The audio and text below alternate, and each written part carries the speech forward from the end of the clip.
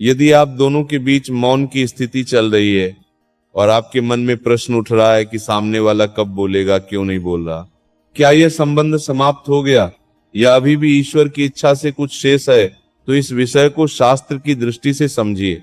मनुष्य जब मौन धारण करता है तो वह दो कारणों से करता है। या तो उसके भीतर अहंकार होता है या फिर भीतर गहन मंथन चल रहा होता है। गीता में भगवान कहते हैं कि जब जीव मोह और द्वंद्व में फंस जाता है तब उसकी बुद्धि स्थिर नहीं रहती। ऐसी अवस्था में वो स्वयं को अलग कर लेता है ताकि अपने मन को समझ सके।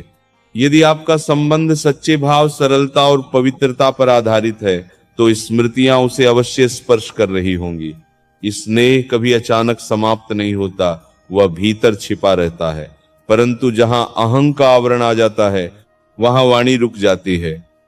एक ओर मन खींचता है, दूसरी ओर अभिमान रोकता है। यही आंतरिक संघर्ष मौन का कारण बनता है। रात्रि का समय मनुष्य को उसके सच्चे भावों से मिलाता है। दिन में वह संसार में व्यस्त रहता है, पर रात्रि में स्मृतियां जागती हैं। यदि संबंध में सच्चाई थी तो स्मरण भी होगा। अब प्रश्न यह है कि पुनः संवाद होगा या नहीं। शास्त्र कहते हैं जहां कर्म का बंधन अधूरा होता है वहां मिलन का अवसर पुनः बनता है। यदि यह संबंध केवल आसक्ति नहीं बल्कि किसी पूर्व संस्कार से जुड़ा है तो समय आने पर परिस्थितियां स्वयं मार्ग बनाएंगी। परंतु यह तभी होगा जब आप भीतर से स्थिर होंगे। पीछे भागने से प्रेम नहीं मिलता। प्रेम आकर्षण से आता है और आकर्षण तब उत्पन्न होता है जब मन निर्मल और आत्मा संतुलित हो। अपने भीतर करुणा रखिए पर निर्भरता नहीं। स्मरण रखिए जो आपके भाग्य में है वो आपको खोज लेगा। जो नहीं है उसके लिए व्याकुल होना व्यर्थ है। मौन स्थायी नहीं होता। यदि ईश्वर ने उस संबंध में अभी कुछ शेष रखा है तो समय चक्र घूमेगा और संवाद का द्वार खुलेगा। पर पहले आपको अपने मन को ईश्वर में स्थिर करना होगा। जब आप भीतर से निर्लिप्त होंगे तभी संबंध में गति आएगी। अंत में यही समझिए, यह स्थिति परीक्षा है, दंड नहीं। अपने स्वाभिमान, संयम और श्रद्धा को बनाए रखिए। जो होगा ईश्वर की इच्छा से होगा और वही आपके कल्याण के लिए होगा। और एक बात गहराई से समझ लीजिए, संबंध केवल दो शरीरों का मेल नहीं होता, वह दो संस्कारों, दो कर्मों और दो आत्माओं का संगम होता है। यदि आपके बीच जो जुड़ाव था वह केवल आकर्षण नहीं बल्कि आत्मीयता थी तो वह ईश्वर की साक्षी में बना हुआ बंधन है।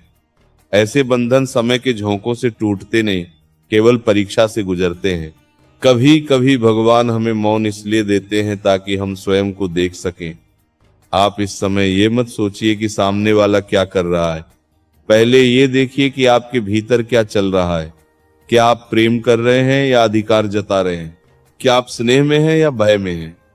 क्योंकि जहां भय होता है वहां शांति जन्म लेती है।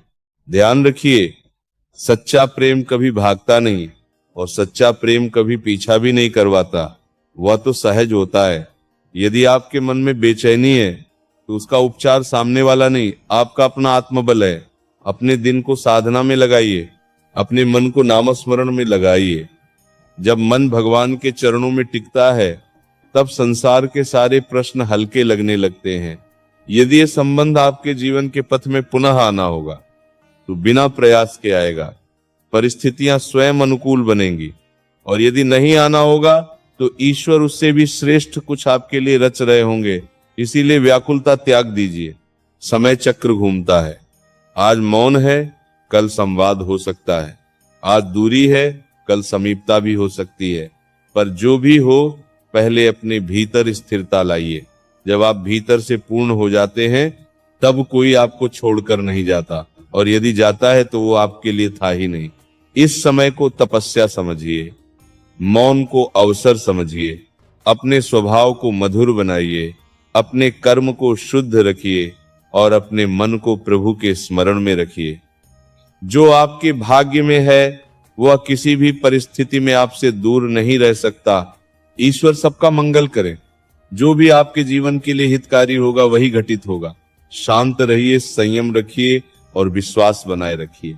और आगे की एक और गूढ़ बात समझिए, जीवन में जो भी संबंध आते हैं वे संयोग नहीं होते। हर मिलन के पीछे कोई कारण होता है।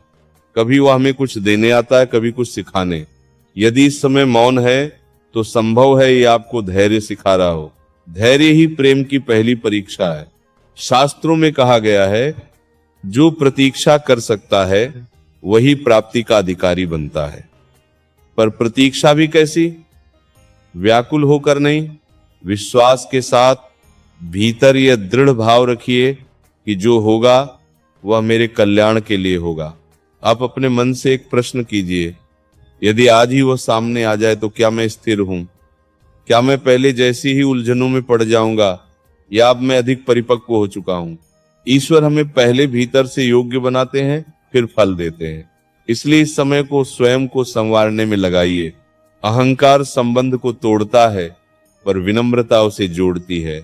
यदि आपकी ओर से कोई कठोर वचन हुआ हो तो भीतर ही भीतर क्षमा मांग लीजिए, और यदि सामने वाले से पीड़ा मिली हो तो उसे भी मन से क्षमा कर दीजिए। क्षमा से मन हल्का होता है, और हल्का मन ही ईश्वर के संकेत समझ पाता है। स्मरण रखिए, प्रेम में बंधन नहीं, समर्पण होता है। यदि यह बंधन ईश्वर द्वारा रचा गया है तो कोई तीसरा उसे नहीं तोड़ सकता, और यदि वह केवल मोह था तो उसका जाना भी ईश्वर की कृपा ही है, क्योंकि वह आपको किसी बड़े दुख से बचा रहा है। इसीलिए अपने हृदय में विश्वास रखिए, अपने कर्म को शुद्ध रखिए, अपने वचन को मधुर रखिए, और अपने मन को प्रभु के नाम